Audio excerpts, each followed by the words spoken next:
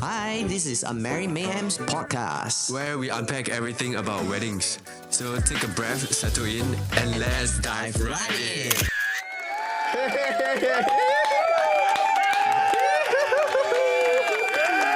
Yeah! Welcome to Welcome to a Merry Mayhem's podcast, episode 5. So, what are we going to talk about today? We are going to talk about what are the different types of wedding you have in Singapore. Yes, so typically, we shoot Chinese weddings, right? More Yes. often. In fact, I shot before some other cultural weddings, but then the majority, 99%, is Chinese weddings lah. So I Yeah. think we will talk more about Chinese weddings since that is what we do more frequent. Yep. Yeah. So I also don't have much knowledge lah. to be Same. honest. I've seen some like Indian weddings, quite interesting also. Okay. Yeah. Indian I've never shot before. My other cultural wedding I shot was Malay only. Oh, okay, Yeah, okay. but it was a what you call that? Interracial marriage. Right, But they right. do under the Shara law lah. So it's a Muslim wedding law in that sense. okay. Yeah, but it's still the banquet lah afterwards. So it's still something similar. It's just that a little bit of difference in terms of the banquet sequence. Yeah. Yeah. Also like the cultural stuff and everything is like a bit different. So like I'm not very well informed about their culture also. Yeah. So I also know it's not easy to find halal places lah for like those interracial weddings because they want to they want to be able to still serve good Chinese food but also it's halal, you know. Yeah. Yeah, so it can be a little bit tricky. Yeah, so we won't be going in depth on that lah. That's Yeah. just briefly what we share, but we will talk a little bit more about what we normally do. So typically we do more Chinese weddings, right? So what do you normally see at a traditional Chinese weddings? Wow. There's a lot of drinking tea. Drinking tea, okay.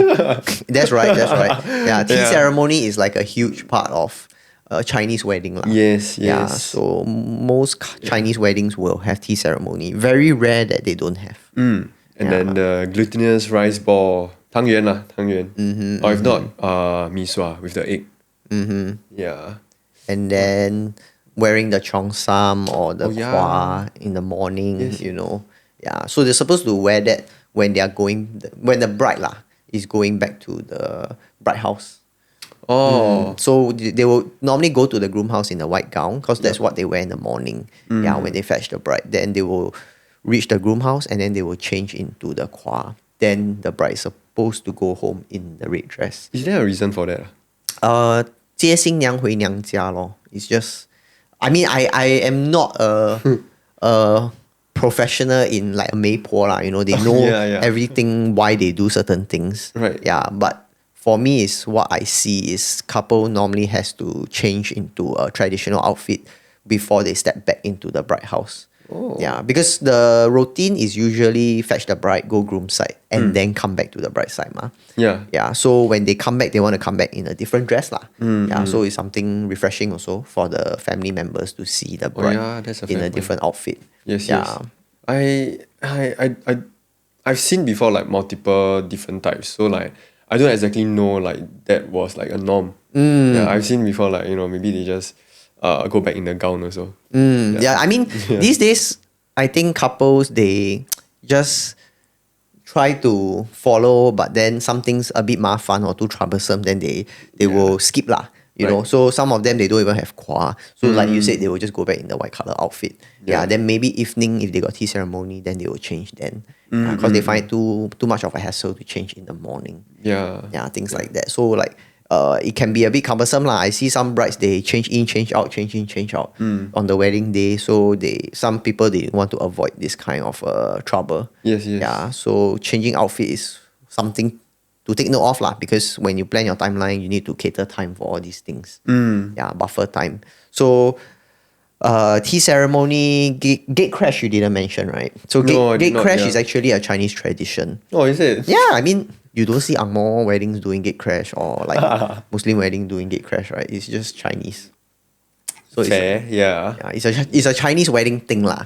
Yeah. So typically gate crash, everybody knows lah what it is, you know. So they play games before they allow the groom into the bride house. Yes. Yeah, so this is the Chinese tradition of how they do it before the groom get to enter the house to fetch the bride lor. Fetch the bride, yeah, correct. Yeah, cause a lot of brides they will always ask me like, oh, how much time I need to cater for the gate crash? Can I cater something longer? Some prefer longer, some prefer shorter lah. Yeah, but I think these days people are trying to go for a simpler gate crash as compared to pre-COVID. I don't know why.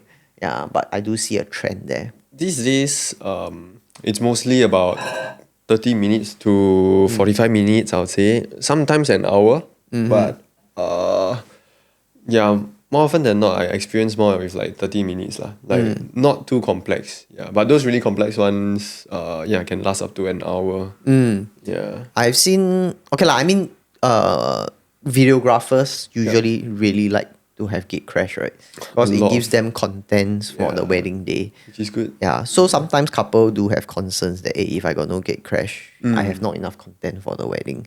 Yeah, but I think it's not a big deal lah, to be honest. I think most importantly, do a wedding that is pretty much you feel comfortable and what you prefer lor. Because sometimes they play gate crash until a bit over, then the groom, you know, consume too much. They Chili. yeah. They concoct all those crazy spices together and then feed the groomsmen and the groom. Yeah, and then if the stomach is not well, they might have a stomach ache lah, you know, things like that. Correct. Yeah. There are still a lot of fine details. Like for example, the bride will have a red fan when leaving the bride house, a red umbrella, you know. Yeah. So, but because Chinese wedding is also very complicated, sometimes they have Teochew wedding, Cantonese wedding, then they need to bring the roast pork, you know, for Cantonese wedding. Yeah, they're supposed to cut the pork and bring a portion of it back to the bride side. Yeah. I know the groom side. Yeah, because the groom will arrive with the roast pork, right? Correct. Yeah, so there's also something of Chinese tradition lah. Yeah. You know, so there's also different type of Chinese traditional weddings. So you need to figure out your dialect or your family will want to follow which tradition, and then there are also auspicious timing to follow, right? There's also something Chinese wedding is a little bit mafan. Yeah, because you have to go and calculate the hours to make sure the stars align, you know, at different timings so that you can do different tradition at certain time of the day. Yep. Yeah, what time to step into the bride house? What time to step out of the bride house? Sometimes it's the groom side. What's the most ridiculous auspicious thing you heard on a wedding day that the couple must follow? Wow. I mean, the or you personally find absurd lah, you know, that they have to go through this. I wouldn't say absurd, but it's just that I need to be there way earlier lah. Yeah, like super early. So like my earliest call time was I think 5 or 5:30. That's okay. I have call time at 2 a.m. bro. Cause the bride has an auspicious time to have to comb the hair. Oh. Cause the comb hair has to start before the makeup. And then sometimes the bride wants us to shoot the combing of the hair. So they really physically comb. Yeah, so the mom has to comb for the bride and then say some words of blessing, like 一梳梳到尾，二梳什么白什么齐眉啊。No, I don't know. I cannot remember. The parents usually also don't know. They have to go and, you know, Google it. Yeah. And then they will read. Yeah, so that is also something lah. But it's not you commonly practice. Yeah, but some more traditional ones, they will follow this. And then if they want us to shoot, right, then we will need to arrive before the makeup artist arrive. Can you imagine that? That is the very first time you arrive even before the makeup artist arrives. Yeah, so I don't... Since you say 5 a.m, so maybe you haven't come across this thing yet. I haven't. I mean, mine is just like after makeup, everything done already, and then it's just like... just for the... 做仪式啦. Yeah. Okay. Yeah, but if you want to do correct, it's before the makeup start lah. That's what I know. So, I mean, don't take our word for it because these are just from our experience. I also don't know what are the correct traditional way of doing things, but it's just down over the years, right? I think a lot of change, like people start to innovate, improvise, and then things might start to change. So I don't know the original source of where these things came from and how they are supposed to be done. Yeah. So I also don't know. yeah, so just take our words with a pinch of salt. That's what I'm trying to Actually, say. online got a lot of sources also. So I mean, even if you ask me, I would have like just searched up online also and then just read up a bit. But sometimes like it's just a bit more traditional that you can ask your parents or if not your grandparents for like all these lah. Yeah, Curious, you got kena maypo before? don't have. Wow. It is. I don't know if it's considered maypo, but it's usually just during tea ceremony. But that was at the groom's place. No. Maypo is Follow when the throughout. groom arrive at the bride house, you see her already. No, And they will follow throughout the morning section. never. Haven't. Okay. Sometimes it can be quite difficult to work with them because they have a lot of things that they insist the couple must do during the wedding day. Yeah, but some couple they auspicious lah. They have to get a maypo to come and be part of the wedding day. Yeah, to 冲喜 and all that. So there's a lot of things to do. Even what leg to use to step into the house. Oh. The maypo also must direct them. Dang. Yeah, it's quite crazy. It's quite crazy. I've seen before. Yeah. Wow. So it's quite stressful for the couple, I feel. Yeah, but if they enjoy it, then okay lah. But honestly, from what I see, is usually the elderlies love the maypo. Oh, why? Because they say a lot of very nice things on the wedding day. the Ma. Everything the couple do, they are very good with what all the Chinese terms idioms. Yeah. So during the tea ceremony, especially the maypo will keep saying, keep talking. Yeah. So I mean, it's fun in a way, but sometimes it can be stressful because there's too many things the maypo will expect them to have to follow and do on the wedding day. Yeah. But back to the question, right? The most absurd thing. You got anything that you can think of? Don't have? Not really lah. I haven't really experienced anything. I have one quite funny one. So what happened was this couple, not just once. Actually, I kena this a couple of times already. So basically, they were told that on the wedding day, right, they cannot U-turn. Oh. They cannot U-turn the car. Oh, yes. Yeah. I've heard of this, yes. So when they are driving from the bride's house to the outdoor shoot location to the groom house, back to the bride house and all that, right? Even to the hotel, they basically cannot U-turn. So is and they cannot reverse the car also. Oh. Some cannot even reverse. Yeah. That's So you cannot go stun. That's the whole point. Yeah. But I think reverse a bit hard lah. The U-turn one still can manage, but it's also a bit funny lah. Cause our roads is built in a way that it has to be space efficient also. yeah. So you turn sometimes like bo pian lah. So they have to no make choice. multiple right turns Right, in order okay. to get to their destination. Then what? They go until like let's say the HDB rubbish chute. Then If how? they know they have to U-turn, then they cannot Go drop rubbish off there chute lah. Oh, okay. They need to go somewhere else Wow. that doesn't require them to U-turn. So might have to drop them further away from the drop-off point. Things like that. Yeah. So it's a bit I cannot wrap around it lah. But then it is what it is lah. I can respect that lah. I mean like if couples they're a bit more Pantang lah. yeah, then like okay lah. Like I mean anything for like a good wedding, for them. I see before one very interesting one was a Korean wedding. So you must keep bowing one. Huh? So I remember when they left the bride house, they had to bow to the parents. Yeah, there were multiple occasions where they need to bow. Something along the line like that. Do you bow also? No lah. Eh. Of course I don't need lah. So just couple or Just the like, couple. Okay, Yeah, okay. they have to bow. Yeah. But then for tea ceremony also, like Chinese wise, sometimes they have to They have to kneel down for the tea ceremony also. Yes. Yeah. It's quite I would say common on my side lah. I've seen most of my couples like kneeling down. Usually just for like parents, grandparents. That's about it. Yeah, I think that's about it for the Chinese traditional weddings that I can cover lah on our end. As much as my experience can inform you guys, Yeah. Yeah. So traditional wedding, of course, is not just traditional like that, and there's nothing else lah. There is always the reception part, the banquet. Yeah. So the banquet, there are different types of banquets, right? So Yep.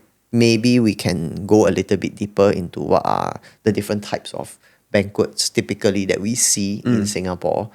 So, I mean, the most common one is Grand ballroom. grand ballroom, exactly. Yeah, so grand ballroom is hotel lah, usually done at hotels, right? Yeah. Yeah, so, but of course, there are some other venues that are also spacious, like, for example, expo hall. Some people do expo hall. Yeah. Oh, okay. Then, but it's not ballroom lah. It's more of like a convention center ma. Yeah. Then Suntec also, some people don't regard Suntec as a ballroom, but rather a convention center also. Yeah. Yeah. Because if you've been to Suntec, you know lah, they have a lot of rooms on ma. So you can go down the corridor and you have multiple weddings happening on your left and right. Because they got so many convention rooms around. Yeah. Mine is the only convention room is probably MBS lah. Yeah lor. But I mean, it's a bit grey lah. I mean, I don't know, is it a convention or a ballroom? I mean, you decide for yourself lah. I guess they style it up. Yeah. Can lah. I mean, it can be considered bah. So ballrooms wise, yeah lah, the typical ones that we often see, like Andaz Hotel, JW Marriott, Capella, Sentosa lah, there's a bunch, you know. Park Royal Marina Bay. Yeah, Park Royal Marina common. Bay. Yeah, Hilton Hotel. Yeah. So all these have different sizes of ballroom. They got big, they got small. Yeah, so the typical big ballrooms can hold usually minimum 25 tables plus minus. Yeah, but of course you can go all the way up to 100 or even 200 table. I'm not sure Shangri-La Island Ballroom can hold that many, you know. But I once heard from a couple, Island Ballroom in Shangri-La can hold up to 200. Yeah. Wow. 200 tables, not 200 packs. So that's like 2,000 packs. Yeah. So, but of course, the most I've shot was, I think, 60 or 70 tables. Wow, that's still quite a handful. It was done at Shangri-La Island Ballroom. So there's not many ballrooms that can hold more than 50 tables. Yeah, because the typical ones, right, their main ballroom can hold usually 20 to 30 tables. Yeah, so actually, when you are going above 30 tables, right, it's starting to stretch already. Then you are narrowing down your options from there. Yeah, from what I can see lah, usually. Yeah, so 50, those around 50 tables, right, what I can remember is like Ritz-Carlton, Shangri-La, Capella, and still got where else? 50 tables? MBS. Yeah, 50 tables. MBS, MBS. which part? MBS or the convention hall. Convention. Yeah, because it's so big, they can combine the rooms together. Yeah, so they can actually be very, very, very big. Ooh. Yeah, depending how many rooms you are taking down. Yeah. So I mean, off my head I can only think of these few, but there are a few more, but not that many. Yeah. So sometimes you have to consider, you like the venue, but then realistically, if you need to invite 50 packs, right, then you realize that, hey, I can't do it at the venue because the venue can only hold like 30 packs max. Yeah, for example, JW Marriott, they can only do, I think, 30 tables or less. Yeah. So maybe slightly more than 30, I don't know. But you need to take the mezzanine also upstairs. Yeah, so there's something to factor into consideration or your banquet, your size.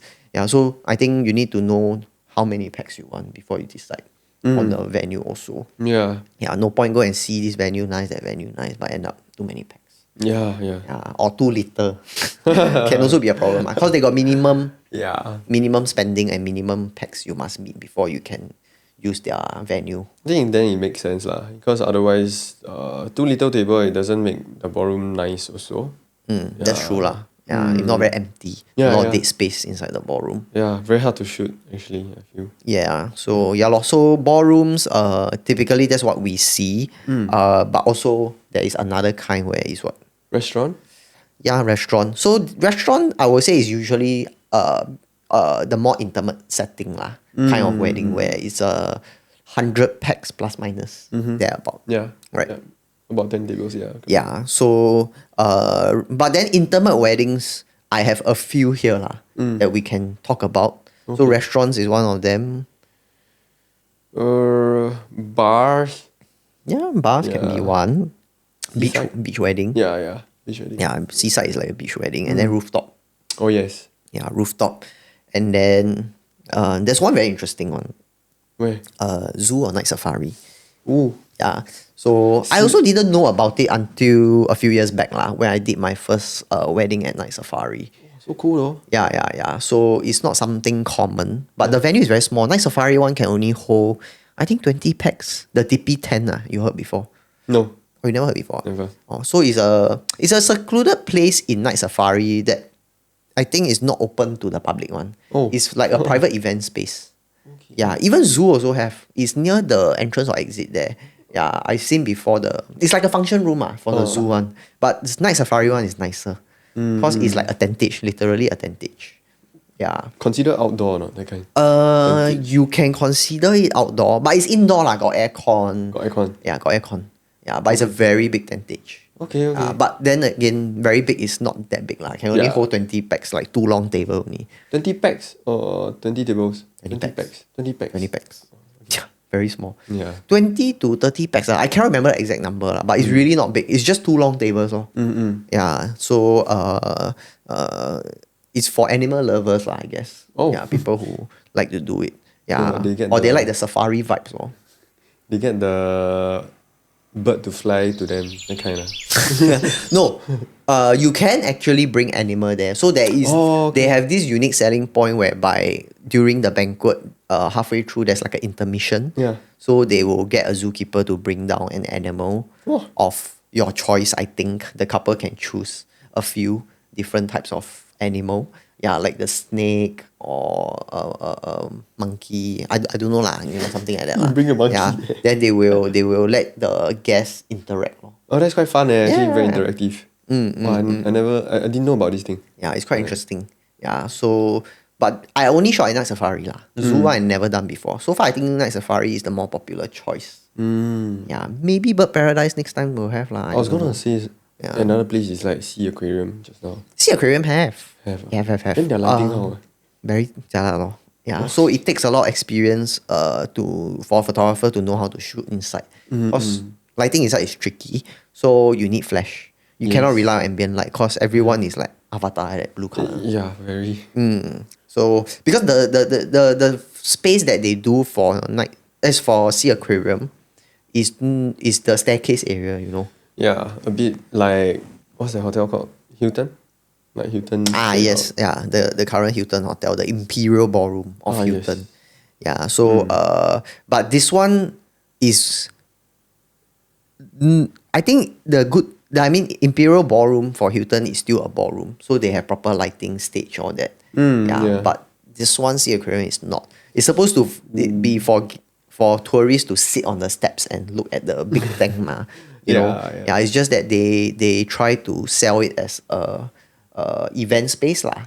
Yeah, so a lot of things I would say is not there lor. They need to properly bring in AV stuff and lighting to help you set up the place properly. Yeah. So I would say it's challenging lah for us photographers to shoot there. But of course it's nice lah, and it's like a unique space. Yeah, that you can't find anywhere else, I guess, in Singapore at least. Yeah.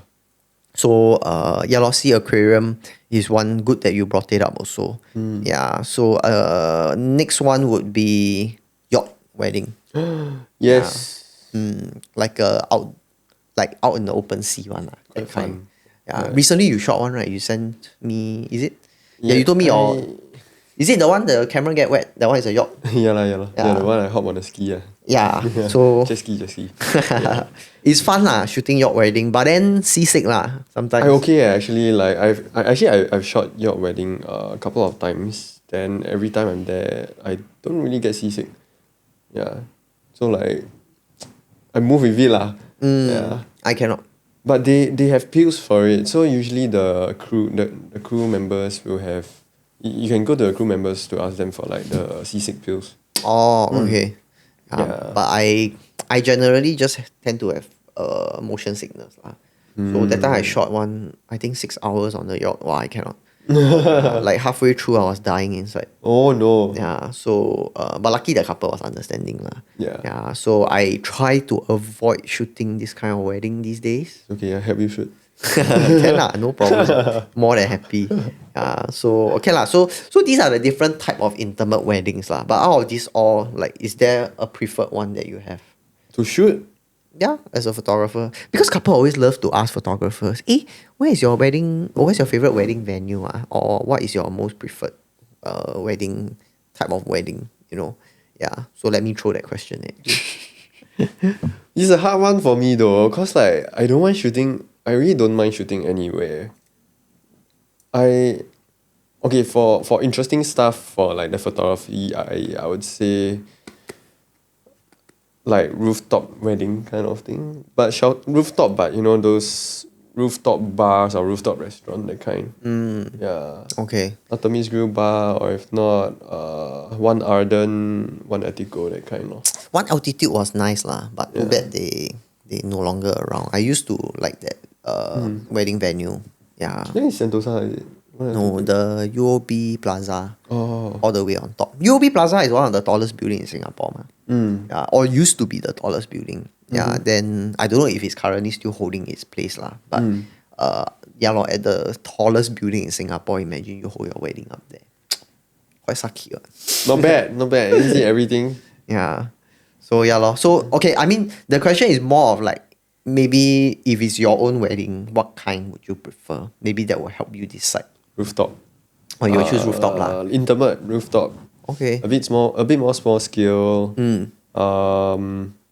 Maybe we can then share. I mean, you already highlighted a few rooftop restaurants that you think is nice. Yeah.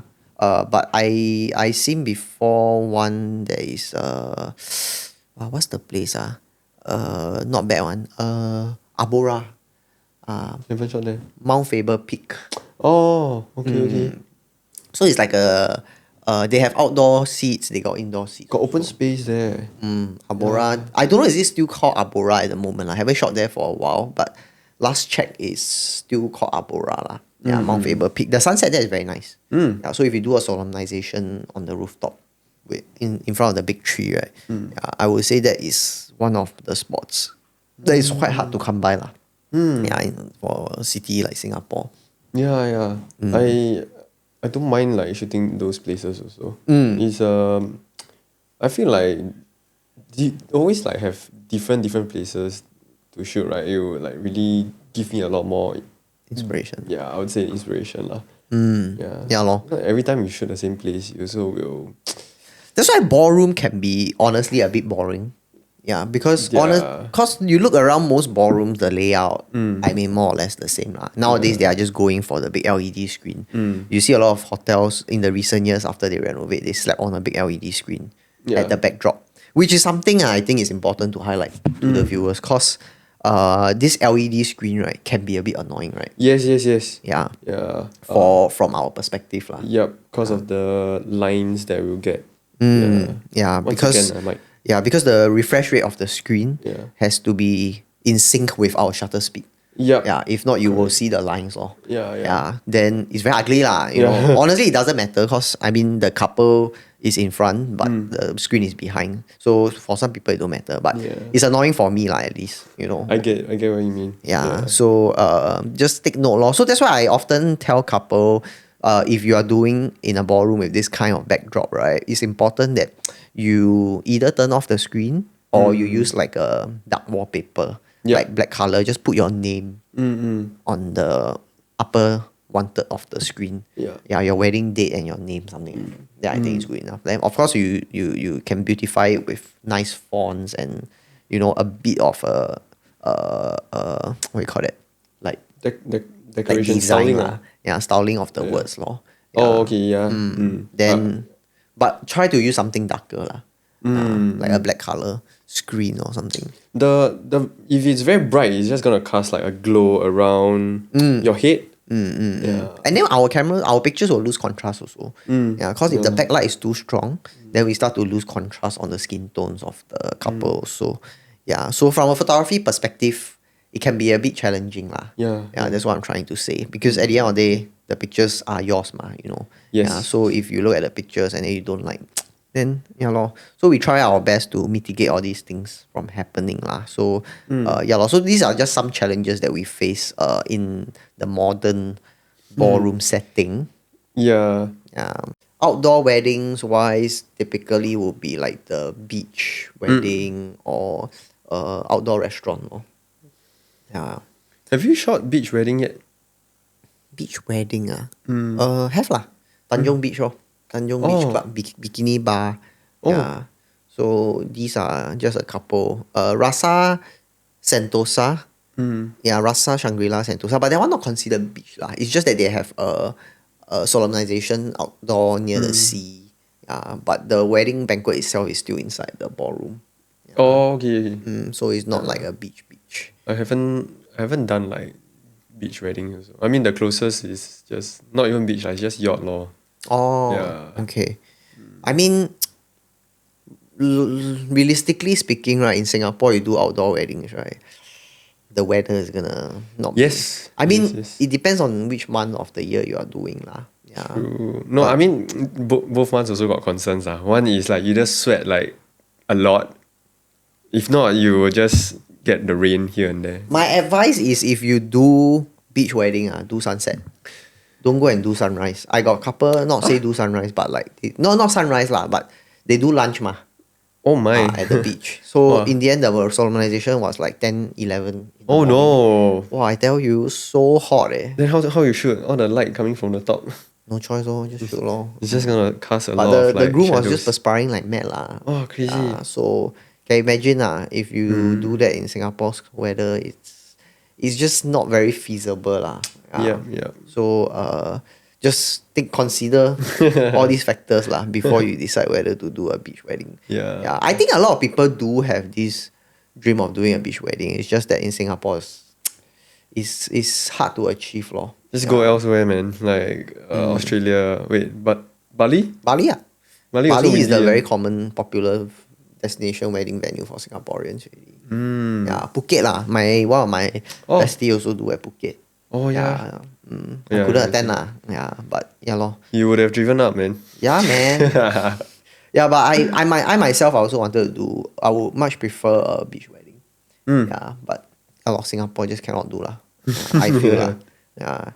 So I mean there are a few other popular locations lah other than beach, like Dempsey area. Okay. Yeah. Yes. So Dempsey, there are a few popular restaurants that people typically like to do weddings. Minjiang? But Minjiang, the solemnization I haven't done outdoor one before. Same. Mine is Mostly indoors. is indoor. Yeah. But Siri House at Dempsey can do outdoor. They have an outdoor feel. But problem is sometimes this kind of a location on picture look nice in the forest. Do solemnization, right? Oh, I tell you the mosquito buffets. Yeah. I shot at, it was a brew house, so like more of like the beers and stuff. Then Mosquito is really like they're having their buffet. Yeah lor. So Too good for them. it's quite jialat lah. I see the guests over there like Yeah. feeding the mosquito, keep scratching their legs. Yeah. Yeah, very poor. Yeah, so just bring insecticide lor, I guess.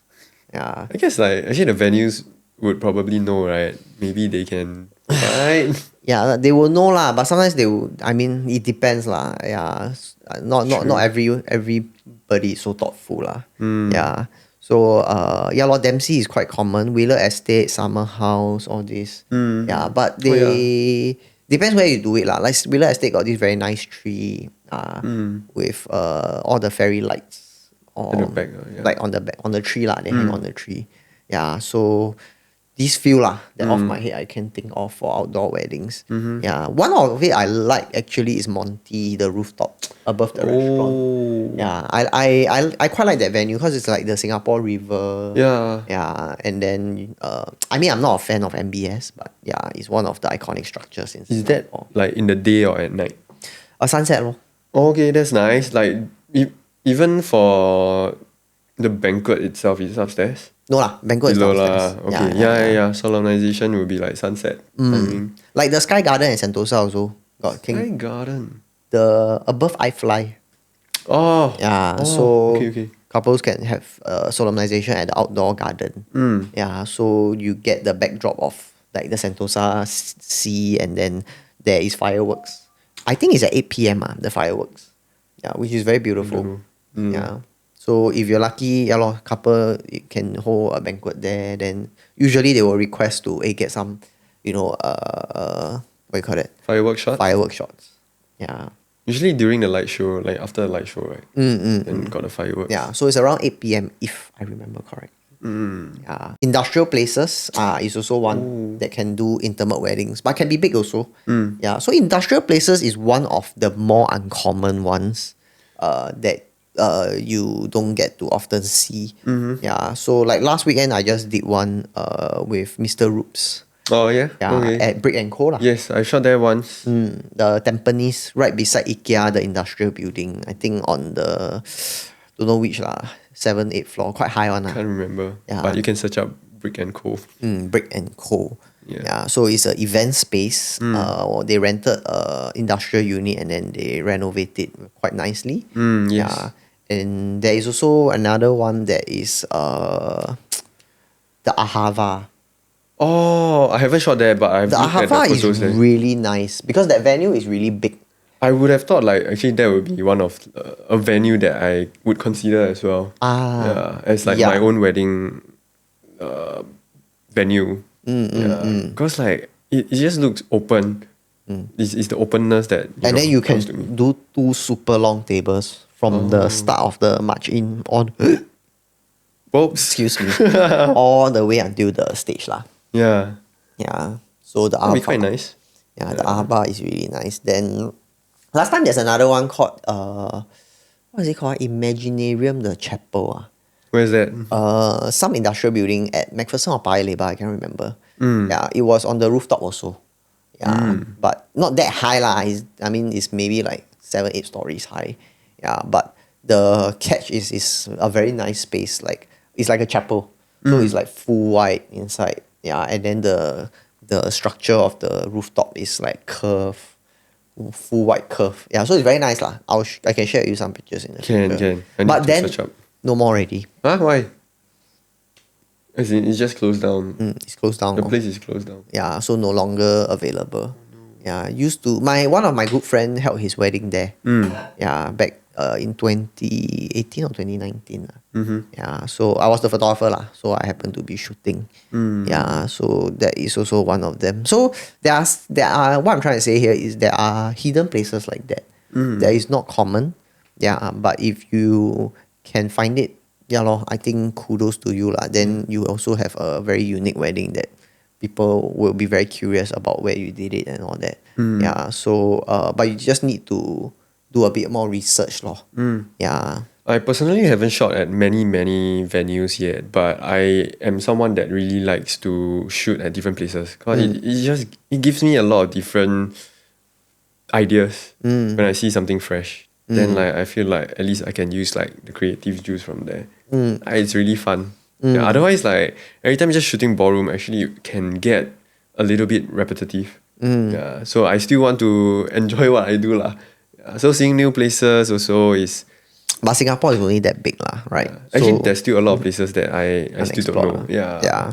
Sometimes couple have this concern like whether the photographer has shot before, right? At the venue. Yeah. So like what you mentioned is it's not a big deal. In fact, we can be quite excited to shoot at new locations definitely. that we've not done before. And it can drive us to innovate and try new things. You know. Yeah. So if you have any crazy ideas, you can also let us know, and then we'll be more than happy to manifest whatever ideas that you have. I would Yeah. like that. Thank you so much for tuning into this week's episode. We'll be sharing more with you in part 2 next week, so do stay tuned and we look forward to seeing you again. Goodbye.